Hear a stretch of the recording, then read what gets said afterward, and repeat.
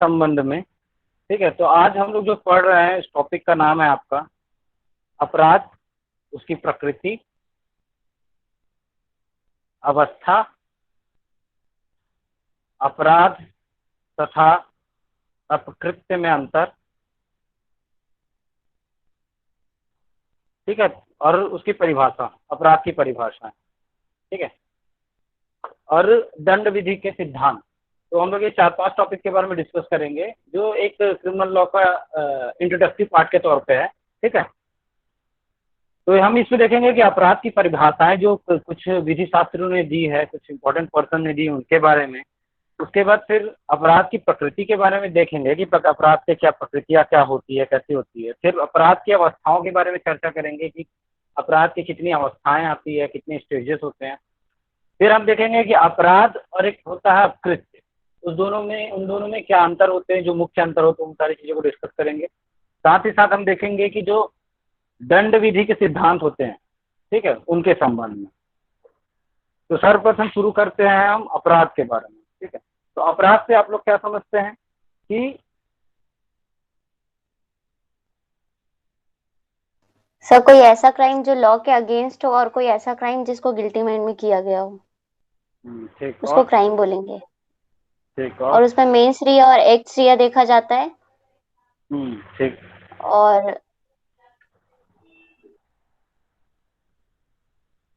देखो, अब अपराध को कई विधि शास्त्रों में परिभाषित कर, देखो अपराध की कहीं परिभाषा नहीं दी गई है कि अपराध जो टर्म है, जो शब्द है, उसकी कोई विशेष ऐसे कोई परिभाषा कभी बनाई नहीं गई कि अपराध क्या हो सकता है। ठीक है, ये अपराध ऐसी चीज है जो समय अनुसार बदलती जाती है। आज कोई कार्य है जो अपराध नहीं है, कल वो कार्य अपराध हो जाएगा। ठीक है, तो अपराध का स्वरूप समय दर समय बदलता रहता है कि कुछ चीजें जो आज कोई ऐसा कार्य जो आज के समय सामान्यकृत ही माना जाता है, लेकिन कल के दिन ही वह एक अपराध हो जाता है। ठीक है, और यह समय, स्थान, ठीक है, प्रदेश, देश, इसके हिसाब से बदलता रहता है। जैसे भारत में कोई चीजें हैं, कुछ गतिविधियां हैं, या कोई कृत्य है, या कोई कार्य है जो यहाँ अपराध है। ठीक है, सेम वही कार्य आपका किसी अन्य प्रदेश में जाएंगे या अन्य देश में जाएंगे तो वहां वो अपराध नहीं होता। ठीक है, तो अपराध की जो परिभाषा इसीलिए कठिन है क्योंकि ये समय, स्थान, ठीक है, और प्रदेश के हिसाब से ये बदलते रहता है। इसलिए इसकी विशेष कोई परिभाषा दिया नहीं जा सकता है। लेकिन हम अपराध के संबंध में समझ सकते हैं कि ऐसा कोई कार्य, ठीक है, जो समाज की जो संचालन में कुछ जो गतिविधियां होती है उसमें वो विघ्न डालती है। ठीक है, या उसमें वो बाधा डालती है कि समाज की जो गतिविधियां चल रही है, सामान्य गतिविधियां, ठीक है, उसमें वो प्रॉब्लम डाल देती है, समस्या डाल देती है, जिसके कारण वो कार्य अपराध की श्रेणी में आ जाता है। ठीक है, तो इसके संबंध में कई इन परिभाषाओं को देखते हैं थोड़ा सा हम, कि जो ऑस्टिन थे, ठीक है, ऑस्टिन बहुत बड़े फिलोसोफर, जूरिस्ट थे। ठीक है, उन्होंने क्या कहा था, अपराध वे अवैधानिक कार्य हैं जिनके साबित हो जाने पर न्यायालय अपराधियों को दंड देता है, और ऐसे दंड में कमी करने का एकमात्र अधिकार राज्य का होता है। ठीक है, तो उन्होंने क्या कहा कि अपराध के संबंध में अपराध एक ऐसा अवैधानिक कार्य है, अवैधानिक मीन्स इलीगल, ठीक है, जो विधि के प्रतिकूल है या विधि के अनुसार नहीं है। ठीक है, और जब कोई कार्य या जो भी कार्य जिसको अपराध घोषित कर रखे, अगर वह साबित हो जाता है, ठीक है, तो न्यायालय जो भी उस कार्य को करने वाला व्यक्ति होता है उसको कहा जाता है अपराधी। ठीक है, तो अपराधी को दंड देता है। तो जो कोई भी कृत्य जो किसी समाज में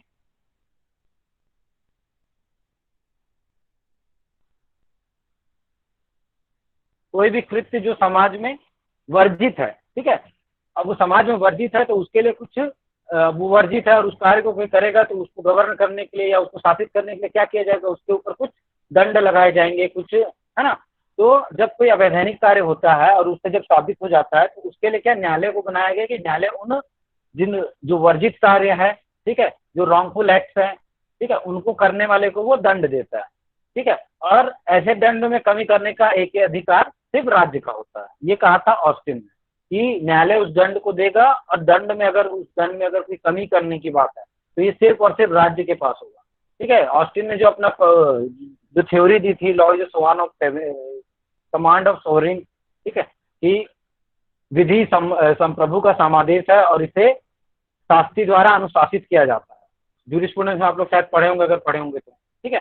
तो उसी के तहत इनकी ये परिभाषा थी, ठीक। तो आगे हम लोग देखते हैं ब्लैकस्टोन जो थे उन्होंने क्या कहा कि ऐसा कोई कार्य करना अथवा करने से विरत रहना जिससे सामान्य विधि के किसी नियम का अतिक्रमण होता है तो वह अपराध है, ठीक है।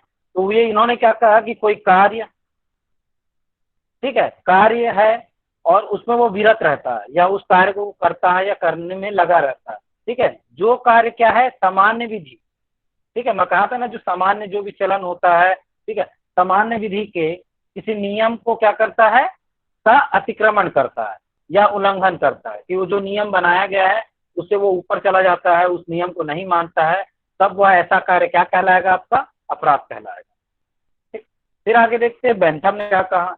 बेंथम ने कहा कि अपराध से अभिप्राय ऐसे कार्यों से है जिन्हें विधायिका द्वारा अच्छे या बुरे कार्यों से निषिद्ध किया जाता है, ठीक है। तो जो बेंथम थे इनका मत क्या था कि इन्होंने कहा कि अपराध ऐसे कार्य हैं, ठीक है, जो विधायिका, जो हमारा विधायिका क्या करता है, जो लॉ बनाता है, ठीक है।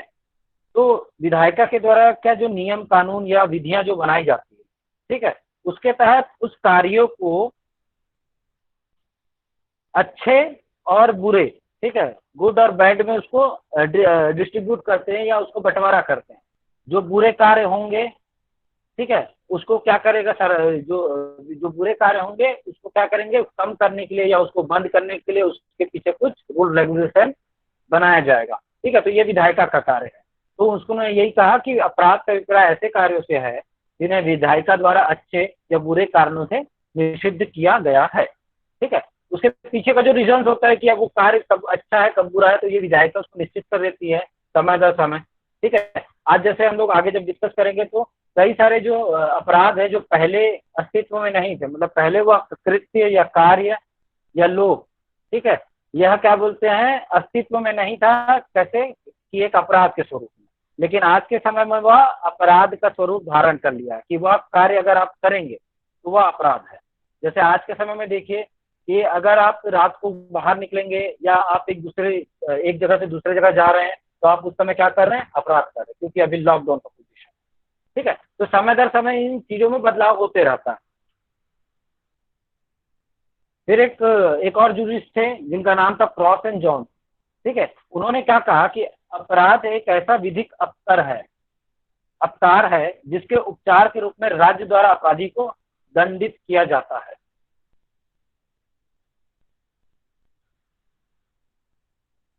ठीक। तो उन्होंने क्या माना था कि वो एक जो उन्होंने इसको एक लीगल डिफिनेशन के तौर पे देखा कि अपराध एक ऐसा विधिक अपकार है या एक ऐसी गलती है अपकार के जो बोलते हैं, ठीक है, जिसे उपचार के रूप में राज्य द्वारा अपराधी को दंडित किया जाता है। कि कभी भी कोई अपराध हो रहा है, कोई कार्य ऐसा है जो अपराध है और वह हो गया, तब उसके उपचार के स्वरूप या उसमें न्याय के स्वरूप क्या किया जाएगा, जो राज्य है जो सारी चीजों को गमन करता है या शासित करता है, ठीक है, उसके द्वारा उस कार्य को करने वाले व्यक्ति को दंड दिया जाएगा, दंडित किया जाएगा, ठीक है। तो क्रॉस एंड जॉन्स ने कहा था, ठीक। फिर जो हमारे सदरलैंड महोदय हैं, ठीक है, उन्होंने कहा कि यह मानव का ऐसा आचरण है जिसे आपराधिक विधि का उल्लंघन होता है, ठीक है। उन्होंने कहा कि अपराध यह मानव का एक ऐसा आचरण है जिससे आपराधिक विधि का उल्लंघन होता है, ठीक है। अब सदरलैंड जो थे उन्होंने कहा कि जो भी अपराध के संबंधी जितनी भी विधियां होती है, जो भी विधि लगाई जाती है, हर अपराध के लिए विभिन्न टाइप की विधियां प्रचलित है, ठीक है। जैसे भारत में आप देखोगे तो मेन जो आप अगर क्रिमिनल लॉ के लिए देखेंगे तो इंडियन पीनल कोड, भारतीय दंड संहिता है, ठीक है। इसके बाद जो अन्य और अपराध होते हैं, जो अन्य तरह के अपराध होते हैं, उनके लिए विभिन्न तरह के अधिनियम बने हैं, ठीक है।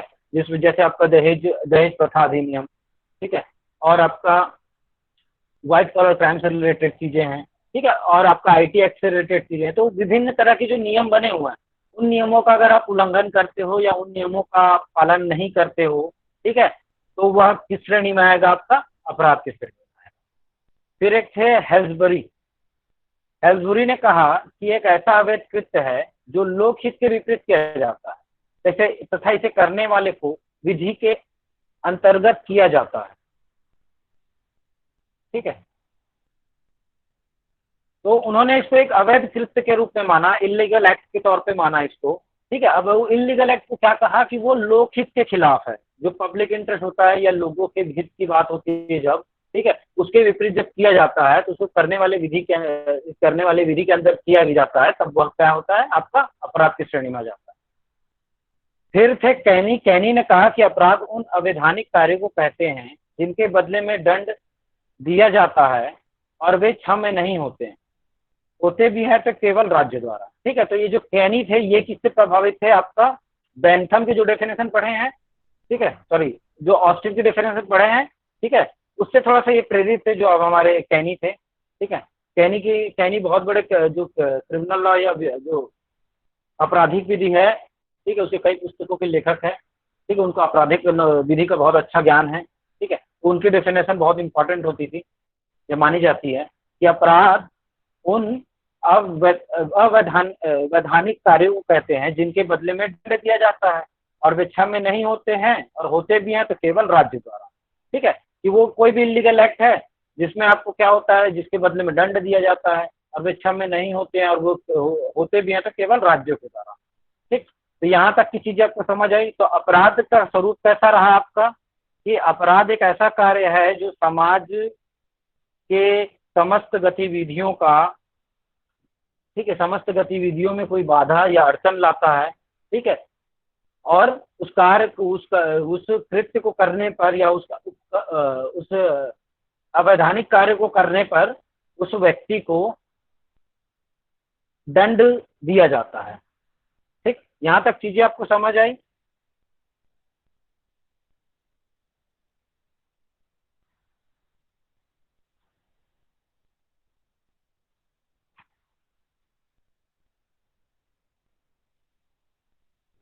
Yes sir. ठीक है, फिर आपका जगह अपराध की जो परिभाषा है वह भारतीय दंड संहिता की धारा 40 में परिभाषित किया गया है। ठीक है, जो एक लीगल टर्म में बहुत इंपॉर्टेंट है। ठीक है, कि जो विधि अनुसार बहुत उपयुक्त माना जाता है। ठीक है, उससे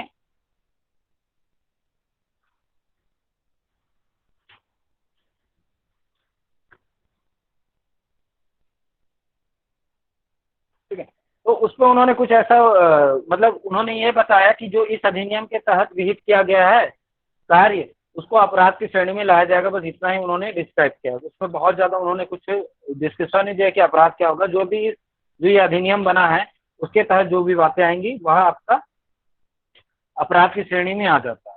ठीक है, आपराधिक विधि का दंड जो आपका इंडियन पिनल कोड या भारतीय दंड संहिता की धारा 40 है, उसमें कहा गया है कि आपराधिक विधि शब्द इस संहिता द्वारा दंडनीय किसी बात का घोषक है। ठीक है, अपराध विधि द्वारा दंडनीय कार्य है क्योंकि यह अधिनियम द्वारा निषिद्ध है तथा लोकहित के लिए हानिकारक है। ठीक है, तो ये सारी चीजें थी कि अपराध वही है, वह कृत्य है जो किसी समाज में बाधा पहुंचाता है या समाज में उस कार्य को वर्जित करके रखा गया है, कि समाज में जैसे शांति व्यवस्था को बनाए रखने के लिए, लोक शांति को व्यवस्थित रखने के लिए और समाज की सारी गतिविधियों को सामान्य रूप से संचालित करने के लिए अपराध का जो आयाम होता है उसको बढ़ाया गया है। कि हर कार्य को एक कैटेगराइज कर दिया गया है या वर्गीकृत कर दिया गया है कि अगर आप इस तरह के कार्य करेंगे या कृत्य करेंगे या कोई लोग करेंगे तो आप इस प्रकार का अपराध के भागी हो सकते हैं या अपराधी हो सकते हैं। ठीक है, तो ये समय स्थान के हिसाब से ये बदलते रहता है। सर नहीं समझ आया। हाँ, बताते हैं आगे सर। ठीक है, देखो ऐसा है कि अपराध से संबंधित क्या चीजें हैं कि आप कोई भी कार्य कर रहे हैं, ठीक है, अब वह कार्य सही है कि गलत है ये कौन बताएगा आपको। ठीक है, उस कार्य की प्रकृति पर है कि आप किसी को उठा के पत्थर मार दिए, ठीक है, तो वो आचरण क्या है कि वो क्यों मारा गया, उसके पीछे का मेन कारण है। अगर आप बेवजह किसी को पत्थर मार रहे हैं, ठीक है, तो यह क्या हो जाएगा, एक बुरा कार्य हो जाएगा। अब ये बुरा कार्य हो जाएगा, ठीक है, और अगर किसी विधायिका ने उस पर कोई विधि बनाई है कि आप किसी को मारे बिना किसी कारण के, चाहे गुस्से में मारे, ठीक है, तो वह कार्य अगर उस कैटेगरीज में आ जाता है, ठीक है, तो वह अपराध की श्रेणी में अगर उसको वर्गीकृत कर दिया गया तो वो अपराध हो जाएगा। कि कोई ऐसा कार्य जो किसी अन्य व्यक्ति को हानि पहुंचाता है या समाज में एक जो हित है उसको प्रभावित करता है, ठीक है, तो वह अपराध की श्रेणी में आ जाता है ना। जी सर। ठीक है। तो वही है कि अब जैसे उस पर कई सारी चीजें, जब आप भारतीय दंड संहिता की आगे की चीजें पढ़ेंगे तो कई सारी उसमें कैटेगराइज किया गया कि कौन सी चीजें अपराध की श्रेणी में आएंगी, क्या कौन से काम अपराध की श्रेणी में नहीं आएंगे। तब आप किसी को, जैसे आपके ऊपर कोई प्रहार करता है या आपके ऊपर कोई हमला करता है, ठीक है, तब आप उसके प्रत्युत्तर में आप भी उस पर हमला कर सकते हैं, क्योंकि आपको अपने जान और माल का रक्षा या आपकी संपत्ति का रक्षा करने का आपको अधिकार है। ठीक है, उस अधिकार का प्रयोग करते हुए आप दूसरे व्यक्ति को भी उस हद तक, ठीक है, जिस हद तक या जिस सीमा में उसने आप पे प्रहार किया है या किसी प्रकार का उसने आप पर हमला किया है, तो उसी प्रकार का हमला आप भी उस पर कर सकते हैं। ठीक है, तो ये आगे की चीजें हैं, है ना। तो ये अपराध की सामान्य बातें ये थी। फिर आप लोग अपकृत्य पढ़े?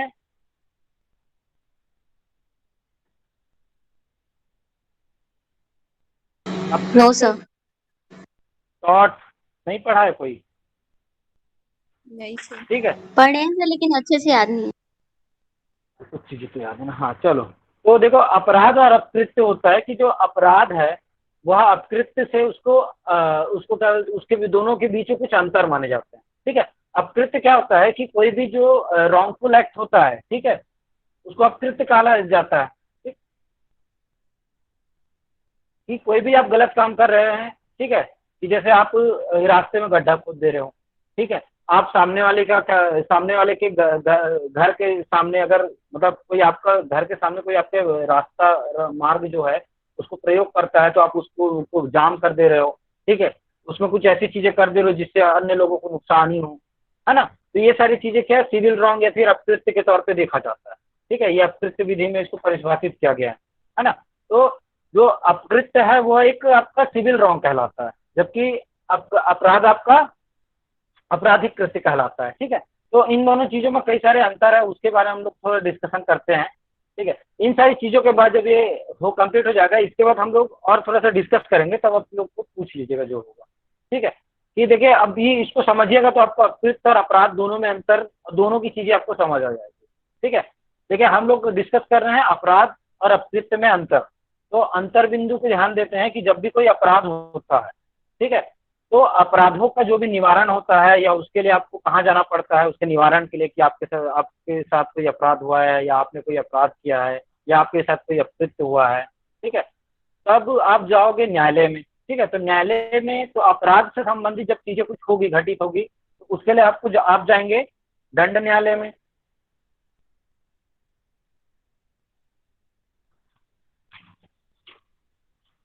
जबकि अगर आपके साथ अपकृत्य की चीजें घटित हुई है तो आप उसके लिए अपना केस फाइल करने जाओगे सिविल न्यायालय में। ठीक है, तो अपराध एक आपराधिक कार्य है, वो एक मतलब क्रिमिनल रॉन्ग है। ठीक है, और जबकि आपका अपकृत्य एक सिविल रॉन्ग है। ठीक है, तो समझ इसलिए नहीं आपको आया। सर समझ आ गया। यही है ना कि जो न्यायालय का व्यक्ति अपराध करेगा तो वो दंड न्यायालय में जाएगा, और यदि अगर कोई व्यक्ति अपकृत्य करेगा तो वो सिविल न्यायालय में जाएगा। अपराध बस किया हुआ व्यक्ति अपराधी कहलाएगा और अपकृत्य किया हुआ व्यक्ति अपकृत्यकर्ता कहलाएगा। और इसका हाँ, जो उपचार रहेगा वो दंड होगा अपराध का, और जो अपकृत्य का जो उपचार रहेगा वो क्षतिपूर्ति रहेगा। ठीक ठीक है, तो इसी को देख लेते हैं और अच्छे से। ठीक है, अब जो देखिए जो भी अपराध होता है, ठीक है, तो उसको करने वाले व्यक्ति को हम अपराधी कहते हैं। ठीक है, क्रिमिनल कहलाता है वो। जबकि वही कोई अपकृत्य करते हैं, जब कोई व्यक्ति सिविल रॉन्ग करता है। सिविल रॉन्ग में कई सारी चीजें आती है, आप लोग अपकृत्य विधि के तहत पढ़े होंगे। पहले आप लोग सिविल रॉन्ग को समझ लोगे तो आपको अपराध की चीजें भी समझ आने लग जाएंगे। ठीक है, सिविल रॉन्ग में ऐसा है कि आप किसी अन्य व्यक्ति को उसका अधिकार, ठीक है, उसका जो भी अधिकार है, ठीक है, उसको यूज करने से रोकते हो, या कोई अन्य व्यक्ति आपको आपके अपने अधिकारों को यूज करने से रोकता है। जैसे आपकी प्रॉपर्टी है, ठीक है, आपकी संपत्ति है, उस पर वो अतिक्रमण कर देता है। ठीक है, आपके सामने का आपका घर का पेड़ है, उसको कोई अन्य व्यक्ति काट के ले गया, ठीक है, या उसमें तो वो चीजें आपकी अपकृत्य के तहत आती है।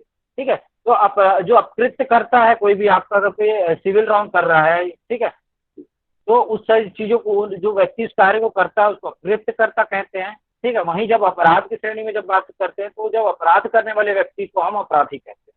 ठीक है, अब अपराधी ने जब कोई कार्य किया या अपराधी ने कोई अपराध किया, ठीक है, तो उसके उपचार के लिए जाएंगे आप, तो उसका उपचार आपको जब अपराध के उपचार की बात करेंगे तो उसके लिए उस व्यक्ति को दंड प्लस कुछ जुर्माना होता है, ठीक है। जबकि हेमंत सर, हाँ सर, वो क्लास का शॉर्ट कोड क्या है? आईपीसी।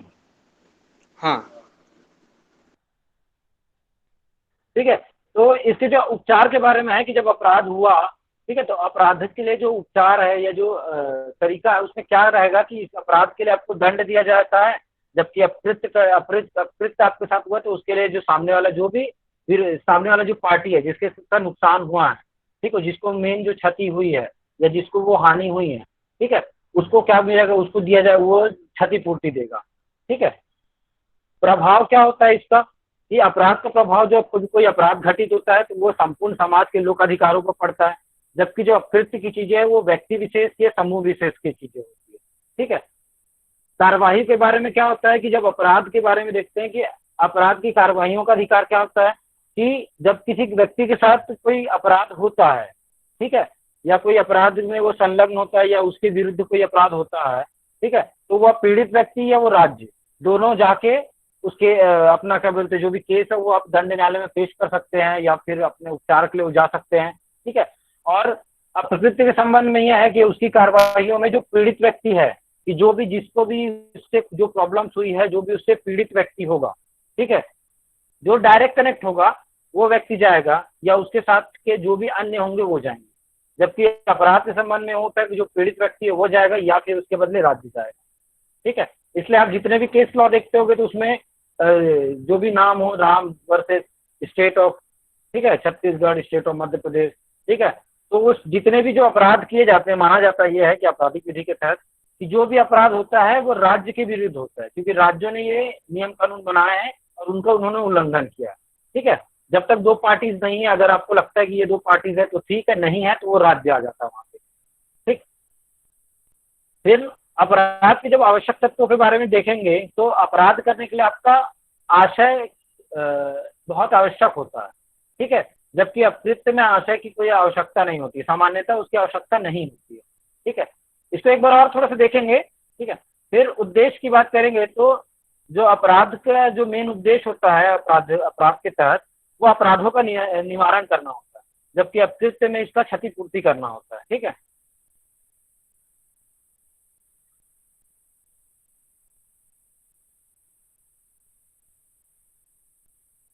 फिर हम देखते हैं अपराध की आवश्यकता। जैसे अब हम लोग अपराध की बातें किए थे ऊपर परिभाषा में, अपराध कोई सिविल रॉन्ग जो राज्य के विरुद्ध है, जिसके लिए दंड की व्यवस्था है, करने वाले व्यक्ति को अपराधी कहते हैं, ठीक है। तो उन्हीं सारी चीजों में देखते हैं कि कब कोई अपराध होगा, कि कभी कोई कब किसी कार्य को हम अपराध कहेंगे, ठीक है। तो उसमें क्या चार चीजें आपके पास है कि पहला तो होगा व्यक्ति, कि वह व्यक्ति होगा तभी वो अपराध को कर सकता है, ठीक है। दूसरा उसका होगा दुराशय, जिसको बोला जाता है आपका मैंसेरिया, ठीक है। तीसरा होता है आपका एक्ट और ओमिशन, कार्य या लोक, ठीक है। तीसरा होता है दूसरे व्यक्ति को क्षति, ठीक है, इंजुरी की बात करते हैं।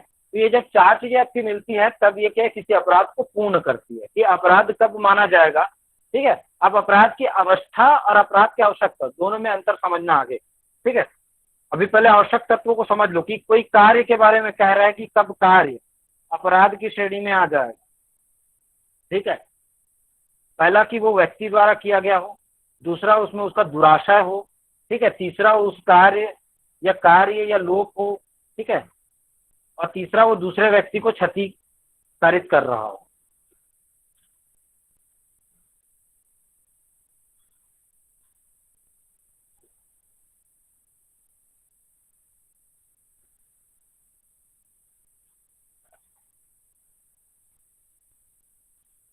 एक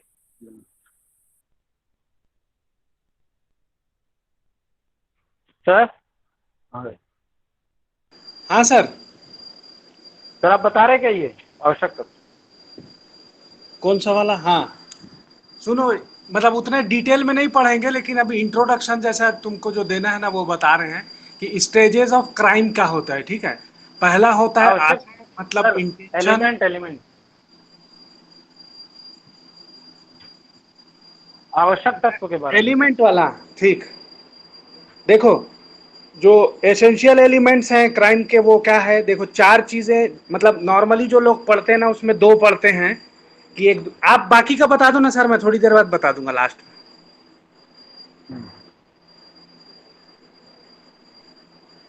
दंड के सिद्धांत बता दो और अपराध की अवस्थाएं बता दो, मैं उसको बता दूंगा एसेंशियल एलिमेंट।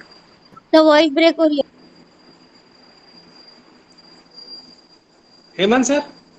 हाँ ठीक सर। हाँ ठीक है, तो अभी थोड़ा सा आवश्यकता को छोड़ते हुए हम लोग इधर थोड़ा दंड विधि के सिद्धांतों पे देखते हैं। ठीक है, नहीं पहले अपराध की अवस्थाओं के बारे में देखते हैं कि कब कोई अपराध पूर्ण माना जाता है। तो अपराध की अवस्थाएं आपकी होती है हमेशा से 4। पहला होता है आपका आशय, दूसरा होता है आपकी तैयारी, तीसरा होता है प्रयत्न, और चौथा होता है कार्य का पूर्ण हो जाना या अपराध का किया जाना। ठीक है, तो इसको बोला जाता है आपका स्टेटस ऑफ कमेंटिंग ऑफेंसेस के तहत इंटेंशन, प्रिपरेशन, अटेम्प्ट और कमीशन।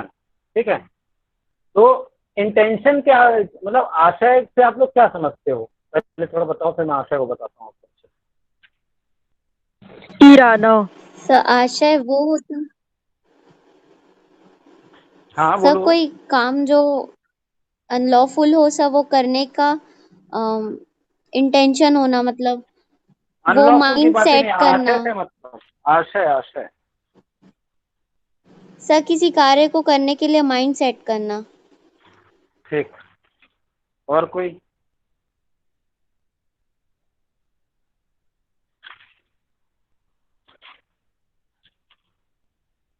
और बोलो भाई कोई इस और। कार्य को किस तरह से किया जा सकता है?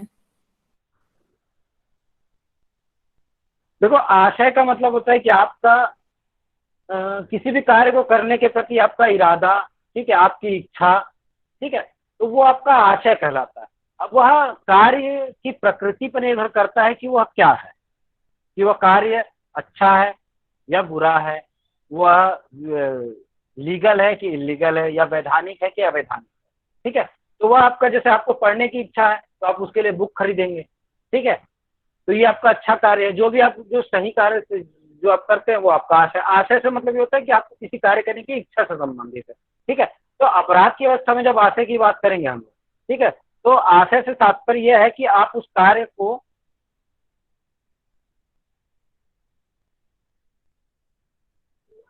ठीक है, तो आप उस कार्य को या उस अपराध को जो कृत्य है, ठीक है, उसको करने का आपका इरादा है कि आपको ये चीजें पता है कि वो गलत है कि सही है। अगर आपको ये, ठीक है, तो अगर आप देखिए सीधी बात है कि आपको पढ़ने का इरादा है तो आप बुक खरीदेंगे।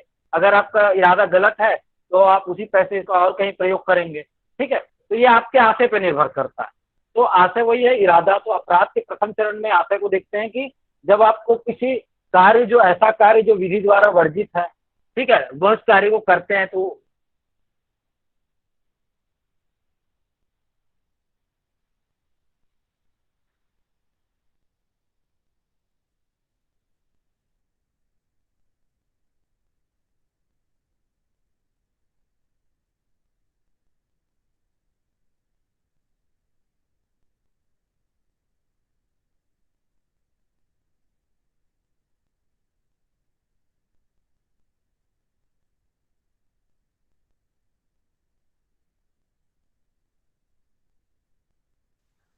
आवाज आ रही है?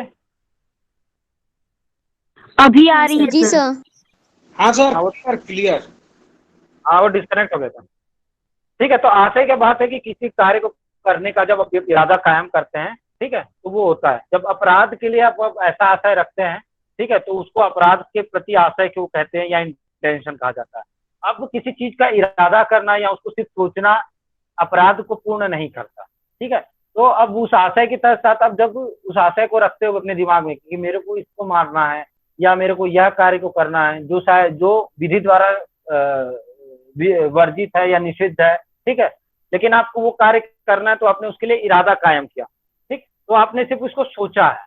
अब जब सोच लिए तो अब आप उसको सोचने के बाद क्या करेंगे, ये आपको जिससे कुछ सोच लिए कि हाँ मेरे को अब किसी को मारना है, तो उसको मारने से संबंधित या आपको कोई कार्य करना है ऐसा जो विधि द्वारा वर्जित है, तो उसके संबंधित आप क्या किन चीजों को करेंगे, उसके लिए आप तैयारी करेंगे कि हाँ मेरे को इस कार्य को करने के लिए क्या क्या चीजों की आवश्यकता होगी या इस कार्य को कैसे किया जा सकता है, उसके लिए आप प्लान्स बनाएंगे।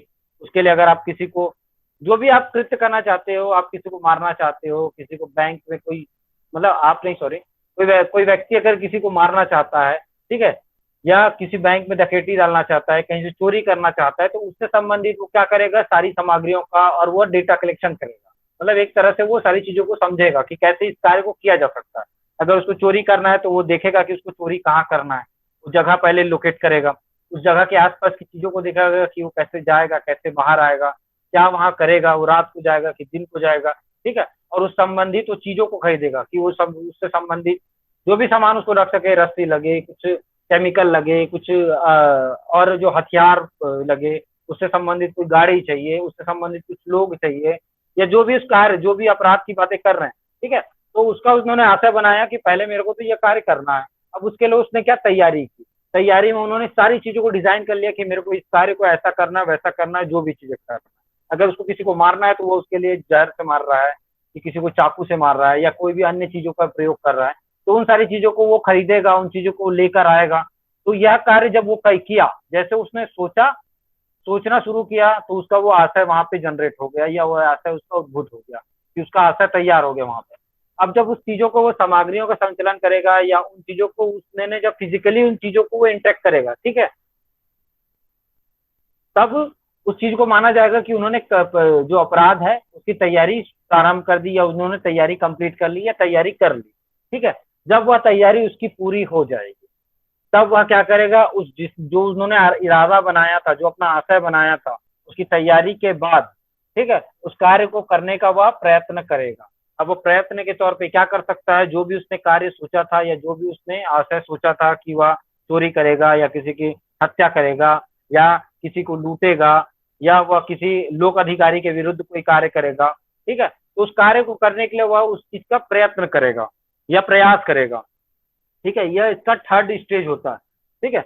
और वो जैसे ही उस कार्य को प्रारंभ करेगा, जैसे ही अगर वो चोरी के उद्देश्य से किसी घर में घुसा, किसी बैंक में घुसा, या किसी ऐसे स्थान में जहां भी उसको चोरी करनी है, या वो किसी व्यक्ति के मारने के उद्देश्य से है, तो मारने के संबंध में जैसे ही वो कार्य को प्रारंभ करना शुरू करता है, ठीक है, जैसे उसने प्रारंभ करना शुरू किया, तो वह क्या हो जाएगा, उसका अटेम्प्ट हो जाएगा।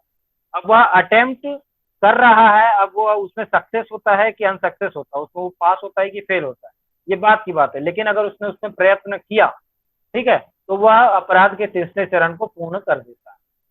और जैसे उसने प्रयत्न किया कि वह किसी घर में घुसा, तो उसने चोरी का प्रयत्न शुरू हो गया। जैसे उसने चोरी करके वापस निकला, उसने उस कार्य को पूर्ण कर लिया, ठीक है। जब कोई प्रयत्न सफल हो जाता है, तब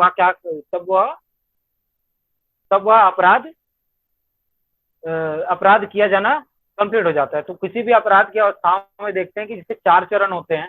पहला आपका होता है कि उसके लिए, किसी कार्य को करने के लिए जो दोषपूर्ण है, ठीक है, जो विधि द्वारा वर्जित है, ठीक है, उस कार्य को करने का आपके मन में, आपके मस्तिष्क में उसका इरादा आएगा, उसके प्रति आप सोचेंगे, और उस कार्य को सोचने के बाद, उसका सारी चीजों को समझने के बाद, ठीक है, या ना समझने के बाद, कि आपको पता है कि ये चीजें गलत है, तब भी उसको जानबूझ के अवॉइड करते हुए, ना समझने के बाद, ठीक है, आप उस चीजों का इरादा कायम करते हैं और उसके लिए तैयारी करते हैं। तैयारी के संबंध में आप जो भी चीजें उससे, जो आपको उस अपराध को करने में, या उस कृत्य को जो वर्जित है उसको करने में सहायता प्रदान करेगी, ठीक है, उन सारी चीजों को आप समेटते हो, उसको शामिल करते हो, ठीक है, उसका एकत्रण करते हो, तो वो आपकी तैयारी होगी। और जब उस सारी चीजों को लेकर, ठीक है, आप उस कार्य को करने के लिए आगे बढ़ जाते हो, निकल जाते हो, ठीक है, या किसी घर में प्रवेश करते हो, अगर चोरी का उद्देश्य है, कहीं बैंक में घुस जाते हो, ठीक है, तो आपने उस कार्य को करने का प्रयत्न किया, ठीक है। और जैसे ही वो प्रयत्न आपका, चाहे वो कंप्लीट हो,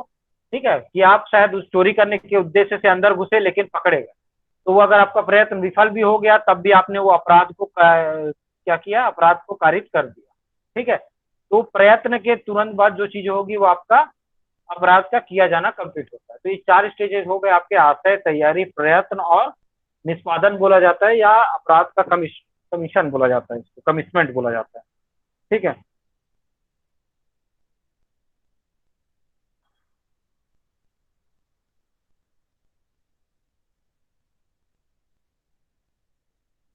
समझे इस चीज को? सर वो लास्ट वाला कमिटमेंट है। हाँ,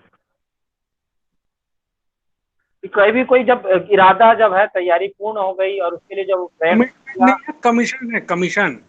कमीशन है ना, हम्म। ठीक है, तो ये आपके 4 चरण होते हैं। उसके बाद आपका आता है सिद्धांत के बारे में थोड़ा सा देखते हैं कि जो भी दंड विधि बनाई गई है, ठीक है, दंड विधि के संबंध में सिद्धांत बनाए गए हैं कई सारे। ठीक है, तो इसमें आपके मुख्यतः 5 सिद्धांत है, कई जगह आपको 4 मिलेंगे। ठीक है, तो 4 में जो आपको नहीं मिलेगा वो आपका आखिरी वाला है, जो 5वां। ठीक है, वो कई जगह आपको नहीं मिलेंगे, लेकिन जो मुख्य होते हैं 4 है और ये 5 होते हैं। तो पहला जो सिद्धांत है उसको बोला जाता है प्रतिरोधात्मक सिद्धांत, दूसरा बोला जाता है प्रतिशोधात्मक सिद्धांत, तीसरा बोला जाता है निरोधात्मक सिद्धांत, चौथा बोला जाता है सुधारात्मक, और 5वां बोला जाता है प्रायश्चितात्मक सिद्धांत। ठीक है, तो इन सिद्धांतों के तहत क्या होता है, प्रतिरोधात्मक या डिटरेंट थ्योरी। ठीक है, कि प्रतिरोध। ठीक है, आप वर्ड शब्दों को समझिएगा, प्रतिरोध, प्रति प्लस रोध। ठीक है, कि जब किसी दंड विधि के सिद्धांतों के तहत जब किसी कार्य को आपको, जैसे कोई कार्य है उसको आपको कम करवाना है, समाज में कोई कार्य है जिसके घटित होने से लोग किस प्रभावित होता है, समाज में लोगों को नुकसान होता है। ठीक है, जो राज्य का जो सिद्धांत होता है उसके विपरीत होता है। ठीक है, तो ये प्रतिरोधात्मक सिद्धांत को लागू किया जाता है। प्रतिरोधात्मक सिद्धांत के तहत क्या होता है कि जो भी व्यक्ति जिस कार्य को कर रहा है, ठीक है, उसको उसको रोका जाता है, इसके तहत प्रतिरोध लगाया जाता है।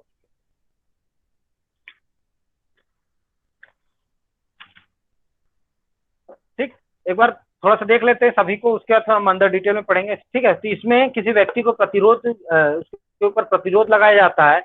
फिर दूसरा जो आपका है प्रतिशोधात्मक, इसमें क्या होता है कि प्रतिशोध लिया जाता है, मतलब ये बदला लिया जाता है कि आपने यहाँ कार्य किया तो दूसरा भी यही कार्य करेगा। जैसे जो मुस्लिम लॉस के तहत था, आंख के बदले आंख, कान के बदले कान। अगर आप किसी की आंखें फोड़ दिए तो सामने वाले को यह अधिकार दिया जाता था कि आपके भी आंखें फोड़ दी जाए, या राज्य आदेश देता था कि इसका भी आंखें फोड़ दी जाए।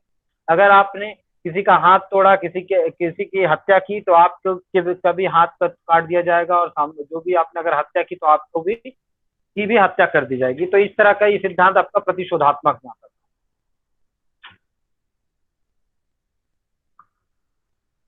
फिर आपका जो निरोधात्मक है, उसमें आपके पर निरोध लगाया जाता था कि आप उस कार्य को कर ही ना सके। ठीक, और उसके बाद था आपका जो सुधारात्मक जो बात होती है कि उसमें जो भी व्यक्ति जिस कार्य को कर रहा है, जो अपराधी है वो,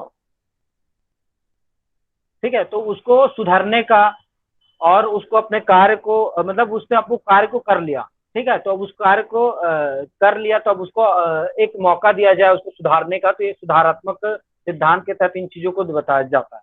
ठीक है, फिर पश्चात तक,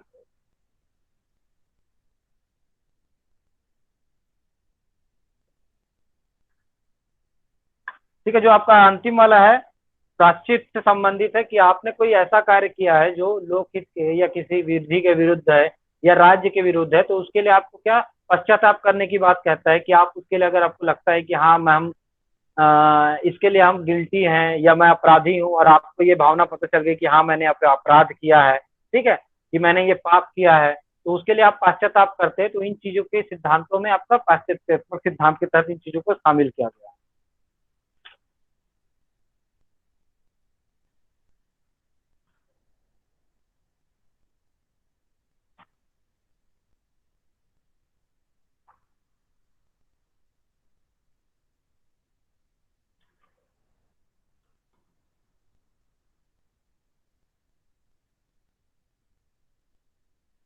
सर कहाँ गए सर?